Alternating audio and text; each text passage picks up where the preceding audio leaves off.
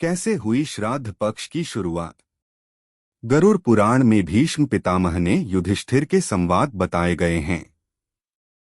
महाभारत काल में भीष्म पितामह ने युधिष्ठिर को पितृपक्ष में श्राद्ध और उसके महत्व को बताया था। भीष्म पितामह ने बताया था कि अत्रि मुनि ने सबसे पहले श्राद्ध के बारे में महर्षि निमि को ज्ञान दिया था। महर्षि निमि संभवत जैन धर्म के 22वें तीर्थंकर थे।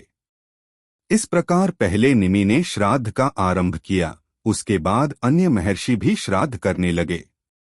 दरअसल अपने पुत्र की आकस्मिक मृत्यु से दुखी होकर निमि ऋषि ने अपने पूर्वजों का आह्वान करना शुरू कर दिया था।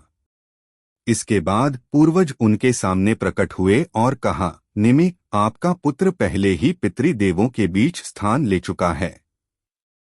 चूंकि आपने अपने दिवंगत पुत्र की आत्मा को खिलाने और पूजा करने का कार्य किया है, यह वैसा ही है जैसे आपने पितृयज्ञ किया था। उस समय से श्राद्ध को सनातन धर्म का महत्वपूर्ण अनुष्ठान माना जाता है। इसके बाद से महर्षि निमि ने भी श्राद्ध कर्म शुरू किए और उसके बाद से सारे ऋषिमुनियों ने श्राद्ध करना शुरू कर दिए थे। कुछ मान्यताएं बताती हैं कि युधिष्ठिर ने कौरव और पांडवों की ओर से युद्ध में मारे गए सैनिकों के अंतिम संस्कार के बाद उनका भी श्राद्ध किया था। तब श्री कृष्ण ने कहा कि तुम्हें कर्ण का भी श्राद्ध करना चाहिए। युधिष्ठिर ने कहा कि वह तो हमारे कुल का नहीं है, तो मैं कैसे उसका श्राद्ध कर सकता हूँ। उसका श्राद्ध तो उसके कुल के लोगों को ही करना चाहिए। इस उत्तर के बाद पहली बार भगवान श्री कृष्ण ने यह राज खोला था कि कर्ण तुम्हारा ही बड़ा भाई है। श्राद्ध का अग्नि देव से भी है संबंध।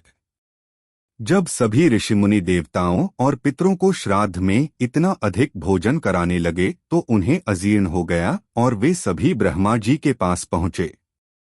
इसके बाद ब्रह्मा जी ने कहा कि इसमें अग्निदेव आपकी मदद कर पाएंगे।